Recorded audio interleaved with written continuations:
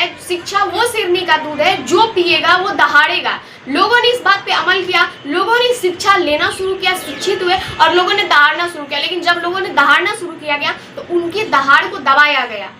जिस भारत में गुरुओं को भगवान का दर्जा दिया जाता है, जिस भारत में गुरु को माँ बाप से भी ऊपर माना जाता है, सब कुछ माना जाता है गुरु को, उस भारत में गुरुओं के साथ क्रिमिनलों जैसा व्यवहार हो रहा है। और ये आज से नहीं हो रहा है, सालों पुराना हो रहा है, जब से हम आज़ाद हुए। देखिए, कहने को तो हम आज़ाद हो गए 78 साल पहले, लेकिन रियलिटी से इसका कोई लेना देना नहीं। हम आज़ाद नहीं है, हमें बोलने का अधिकार है, लेकिन सिर्फ और सिर्फ किसी नेता के बारे में अच्छे बोलने का अधिकार है। अगर आप अपने अधिकार की बात करते हैं तो आपको दबाया जाएगा। अगर आप किसी की तारीफ करते हैं, आप किसी की चाटुकारिता करते हैं, चाहे वो कोई भी हो, तो तभी तक ठीक है, आपको मौलिक अधिकार है बोलने का। लेकिन अगर वहीं पे आप अपने अधिकारों की बात करें, अपने समाज के अधिकारों की बात करें, गरीब लोगों के अधिकारों की बात करें, तो आपको दबाया जाएगा। क्योंकि ये समाज नहीं चाहता, ये सिस्टम नहीं चाहता कि ये समाज अपना असली हक मांगे, अपना असली अधिकार मांगे। अभी एसएससी का एग्जाम हुआ है, एसएससी के एग्जाम में बच्चों को एग्जाम नहीं देने दिया जा रहा है। आप एक बात बताइए, जो भारत विश्व गुरु बनने का सपना देख रहा है, जिसको ये सपना दिखाया जा रहा है कि भारत एक दिन विश्व गुरु बनेगा, अमेरिका, चाइना, रसिया, जापान हर एक देश को पीछे छोड़ देगा, वो भारत में एक छोटा मोटा गवर्नमेंट एग्जाम नहीं दिया जा रहा है ठीक से, वो भारत क्या विश्व गुरु बनेगा? बच्चों को एक ठीक से एग्जाम देने का कोई सुविधा ही नहीं है। बार बार एक तो सेंटर ऐसे जगहों पे जा रहा है जहाँ पे लड़कियां नहीं जा सकती, पहली बात ये। दूसरी बात ये कि ऐसा एग्जाम रख रहे हैं कि पता नहीं क्या हो रहा है कि बीच में रद्द हो जाता है। पहले से ही ऐसी प्रॉब्लम्स थी कि एग्जाम में जो है पेपर लीक हो जाता था। ऐसा कौन सा सिक्योरिटी है जिसमें पेपर लीक हो जाता है? मतलब एक खान सर है जिसकी शादी तक लीक नहीं हुई और यहाँ पे सरकार जो है बोलती है कि पेपर लीक हो गया। अगर पेपर लीक होता है तो यूपीएससी का क्यों नहीं होता है? क्यों एसएससी, बीपीएससी या छोटे मोटे एग्जामों का होता है? जो परिवार, जो गरीब परिवार अपने बच्चे को मतलब अपनी जान देकर, अपनी जान पे खेलकर अपने बच्चों को पढ़ा रहा है और ये उम्मीद रख रहा है कि एक दिन मेरा बेटा है जो देश की सेवा करेगा, सरकारी नौकरी करेगा, हमारे देश के हालात सुधरेंगे, हमारे घर का हालात सुधरेगा, वो क्या करे अब? क्योंकि हमारे यहाँ एक तो गवर्नमेंट जॉब की जो है वैकेंसी नहीं निकलती है, और अगर वैकेंसी निकलती है तो एग्जाम नहीं होता है। एग्जाम होए तो बोला जाता है एग्जाम डिले हो गया। उसके बाद सब चीज करके आप एग्जाम भी देने चले जाते हैं मुश्किल से, तो पता चलता है पेपर लीक हो गया। और ये समस्या चल ही रहा था तब तक, अब आया है कि एसएससी का एग्जाम 2 से 3 बार हो चुका है, जिसमें से 20 एग्जाम में से बच्चों को उठाया जा रहा है और बोला जा रहा है कि पेपर जो है रद्द हो गया। तो ये सच में एग्जाम है, सच में कोई टेक्निकल इशू है, या सिर्फ एक मजाक हो रहा है, या ये सिर्फ एक तरीका है पैसा कमाने का कि सरकार के जेब में ये पैसा जाए और जो करप्ट लोग बैठे उनके जेब में पैसा जाए?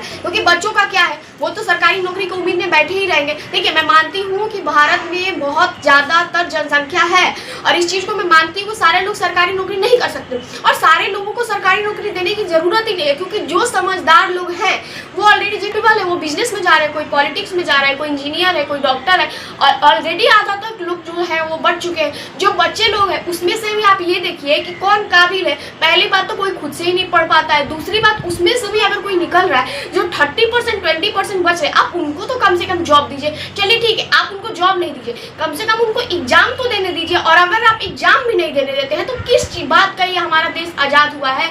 इससे अच्छा तो अंग्रेज ही थे, क्योंकि अंग्रेज भी वही कर रहे थे जो आज के टाइम पे लोगों के साथ हो रहा है। टीचरों को मारा जा रहा है, पीटा जा रहा है, उनके साथ ऐसा व्यवहार किया जा रहा है जैसे वो कोई जानवर हो। भाई, उनको घसीट के ले जाया जा रहा है, पुलिस उनको घसीट के ले जा रही है। वो पुलिस जो आज तक क्रिमिनल्स को नहीं घसीट पाई, वो पुलिस टीचर्स को लेकर जा रही है। वो टीचर्स जो कि समाज को सुधारने का काम कर रहे हैं, अपना पर्सनल बेनिफिट छोड़ के बच्चों के लिए खड़े होने आए हैं। बच्चों को फ्री में पढ़ाते हैं, कम फीस में पढ़ाते हैं, ताकि बच्चे जो हैं हमारे देश की युवा पीढ़ी है, और युवा पीढ़ी अगर समझदार और कैपेबल नहीं होगा तो देश आगे नहीं बढ़ेगा।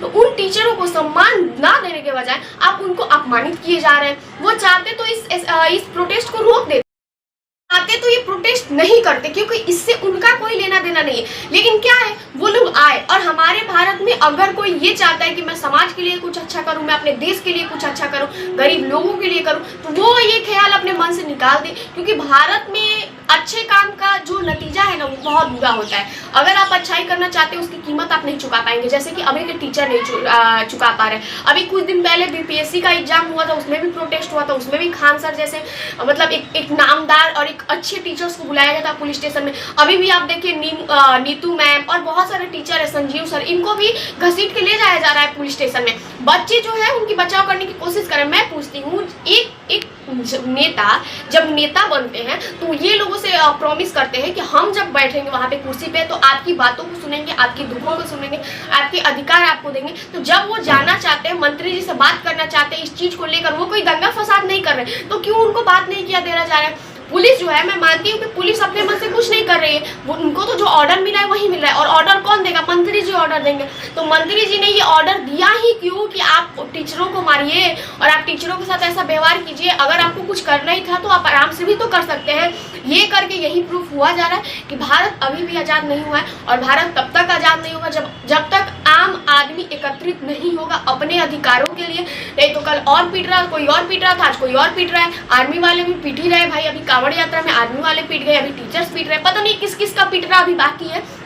और 2025 इतना खराब समय है, इसमें सारे अच्छे लोगों का समय खराब चल रहा है। जो भी इस देश को बदलने की ताकत रखता है उसको हमेशा से दबाया गया है, चाहे वो आर्मी वाले हो, टीचर्स हो, समाज सुधारक हो, चाहे वो कोई भी हो जो देश के लिए अच्छा सोचता है, उसके साथ यही होता है। एक महिला टीचर्स को घसीट कर ले जाया जा रहा है। आप ये सोचिए कि उसके रेपुटेशन का क्या होगा, उसके परिवार का क्या होगा। वो कोई क्रिमिनल तो है नहीं। हमारे यहाँ वो ये सिस्टम तब कहाँ चला जाता है जब हमारे यहाँ ये नारे लगाए जाते हैं कि अब्दुल हम शर्मिंदा है क्योंकि तेरे कातिल जिंदा है। और ऐसे बहुत सारे ऐसे हादसे होते हैं, ऐसे बहुत सारी घटनाएं होती है, दंगे होते हैं, फसाद होते हैं, तो उन क्रिमिनल को तो ऐसे ट्रीट नहीं किया जाता है। तो फिर ऐसे टीचर्स को क्यों ट्रीट किया जाता है? हमारा संविधान जो है सबसे बेस्ट संविधान है, दुनिया का सबसे बेस्ट संविधान है, लेकिन आज इसने प्रूव कर दिया कि आपका संविधान कितना अच्छा है ये मायने नहीं रखता, आपके नियम कानून कितने अच्छे हैं ये मायने नहीं रखता है। मायने ये रखता है कि उसको मानने वाले कैसे लोग हैं। और मानने वाले तो भाई ऐसे लोग हैं कि देश बढ़े, आगे बढ़े ना बढ़े क्या फर्क पड़ता है, हम जाएंगे कहीं 30-30 दे देंगे, क्योंकि आप लोग इस देश के युवा हैं,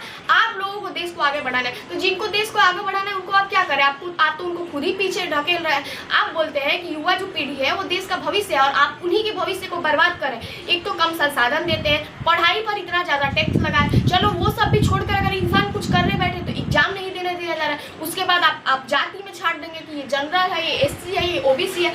मैं पूछती हूँ कि ये किसने अधिकार दिया है? ये कैसे डिसाइड कर सकते हैं कि कौन से कास्ट के पास पैसा है, कौन से कास्ट के पास पैसा नहीं है? उसमें भी आप छूट दे रहे हैं। आप कैपेबल इंसान को बैठाइए ना, लेकिन वो चीजें हम बात भी छोड़ देना तो अभी तो एग्जाम भी नहीं दिया जा रहा है बच्चों को। मैं बताती हूँ आज के डेट में अगर कोई ये सोचता है, ये उम्मीद रखता है कि हम सरकारी नौकरी कर सकते हैं तो वो सबसे बड़ी बेवकूफ़ी है, क्योंकि आप सरकारी नौकरी नहीं कर सकते।